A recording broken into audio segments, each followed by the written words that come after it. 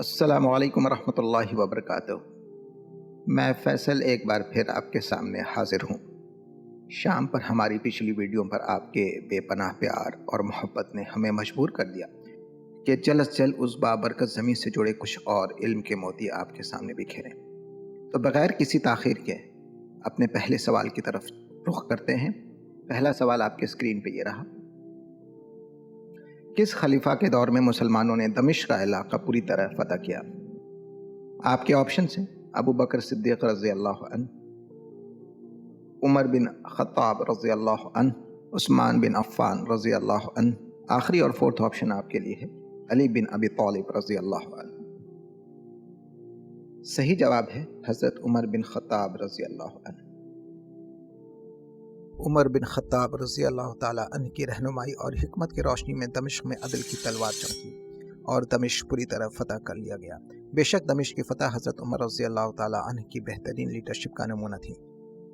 پچھلی ویڈیو میں ہم نے جنگ یرمک کا ذکر کیا تھا۔ اس جنگ میں مسلمانوں کے ہاتھ ورلڈ کی سپر پاور جو کہ رومی سلطنت تھی بری طرح شکست ہوئی تھی اور رومی فوج پوری طرح ہل کے رہ گئی تھی۔ رومی فوج بھاگ کر دمشق اور فہل میں جمع ہوئی۔ روم کے بادشاہ ہیراکلیس نے دمشق کی قلعہ بندی کو مضبوط کرنے کا حکم دیا۔ ساتھ ہی فلسطین اور حمص سے رومی فوج کی کمک یعنی ری انفورسمنٹ بھیجی گئی۔ اس جنگ میں حضرت عمر بن خطاب رضی اللہ عنہ نے ابو عبیدہ بن جراح رضی اللہ عنہ کو سپہ سالار بنا کر بھیجا تھا۔ ان کی قیادت میں مسلمانوں نے دمشق کو چاروں طرف سے گھیر لیا۔ دمشق کے لوگوں نے قلعہ کے اندر ہی رہ کر پتھروں اور تیروں سے حملے شروع کر دیے، لیکن اس حملے سے وہ مسلمانوں کا کچھ نہ بگاڑ سکے۔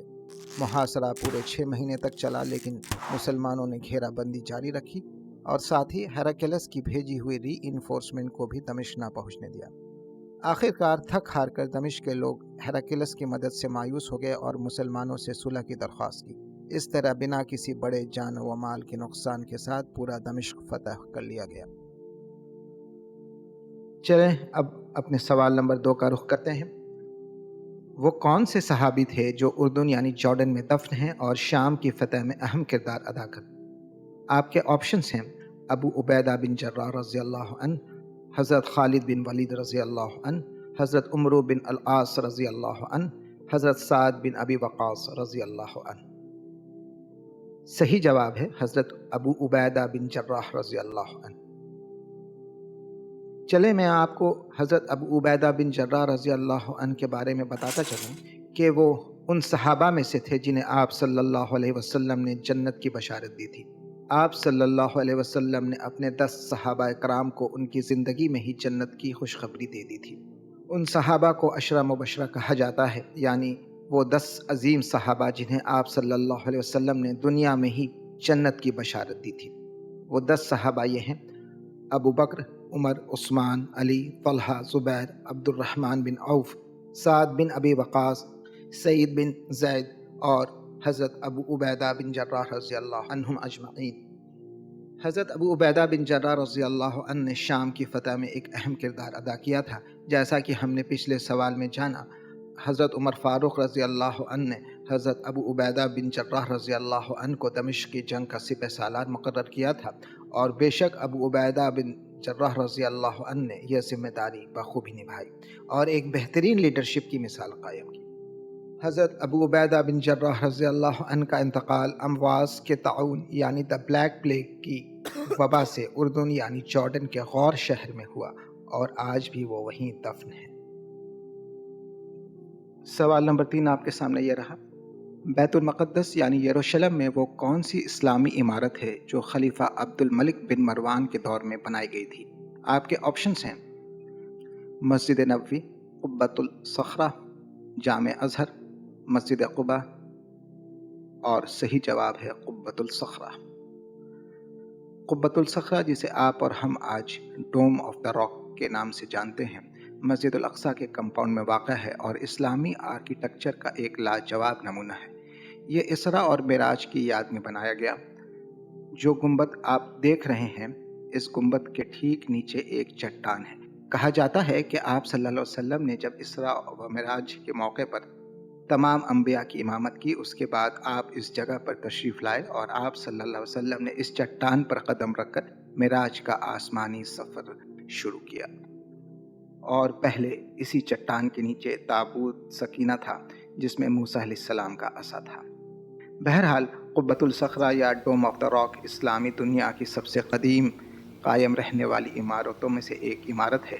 اس مشہور گنبد کو اموی حکمراں عبد الملک بن مروان نے تعمیر کروایا تھا۔ اگلا سوال، بلاد الشام میں وہ کون سی اسلامی عمارت ہے جو دمشق میں موجود ہے اور دنیا کی قدیم ترین مساجد میں شامل ہے؟ آپ کے آپشن ہیں مسجد الحرام، مسجد نبوی، جامع الاموی، مسجد قباء۔ صحیح جواب ہے جامع الاموی۔ جامع الاموی یا دا امید ماسک دمشق میں خلیفہ ولید بن عبد الملک بن مروان کے دور میں تعمیر کی گئی اور یہ بھی اسلامی آرکیٹیکچر کا ایک شاہکار مانا جاتا ہے۔ کچھ روایات کے مطابق عیسیٰ علیہ السلام کا نزول اسی مسجد کے ایک مینار پر ہوگا اور یہ مینار عیسیٰ یا جیزس میناریٹ کہلاتا ہے۔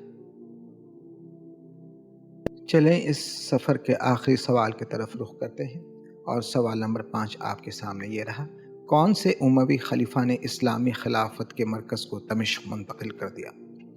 آپ کے آپشنز ہیں عمر بن خطاب رضی اللہ عنہ، عثمان بن عفان رضی اللہ عنہ، معاویہ بن ابی سفیان رضی اللہ عنہ، عبد الملک بن مروان۔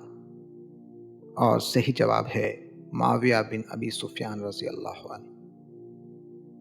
آپ کو بتاتا چلوں کہ معاویہ بن ابی سفیان رضی اللہ عنہ نے اموی خلافت کی بنیاد رکھی اور خلافت کا مرکز دمشق منتقل کر دیا، جو اس وقت اسلامی تہذیب کا مرکزی شہر بن گیا تھا۔ یہ قدم اموی خلافت کو مضبوط کرنے اور حکومت کو بہتر طریقے سے چلانے کے لیے بہت مددگار ثابت ہوا۔ اس قدم میں بھی اللہ کی کچھ نہ کچھ حکمت تھی، کیونکہ اس وجہ سے مدینہ جو اسلام کا روحانی اور مذہبی مرکز ہے، آگے ہونے والی جنگوں اور سیاسی ہنگاموں سے محفوظ رہا۔ تو دوستوں، یہ تھا آج کا شام کا کوئز۔ امید کرتا ہوں کہ اس بار بھی میرے ساتھ شام کی گلیوں کا سفر کرتے ہوئے آپ کو مزہ آیا ہوگا اور کچھ نیا سیکھنے کو ملا ہوگا، اور میری طرح آپ کو بھی شام کے اگلے کوئز کا انتظار رہے گا انشاءاللہ۔ چلیں، ویڈیو کے اختتام کا وقت ہوا جاتا ہے۔ سال کے 365 دنوں میں دن شمار ہیں 10۔ آواز سن رہے تھے آپ فیصل کی۔ علامہ اقبال کے اس شعر پر الوداع کرتے ہیں، عروج آدم خاکی سے انجم سہمے جاتے ہیں، عروج آدم خاکی سے انجم سہمے جاتے ہیں کہ یہ ٹوٹا ہوا تارا میں کامل نہ بن جائے۔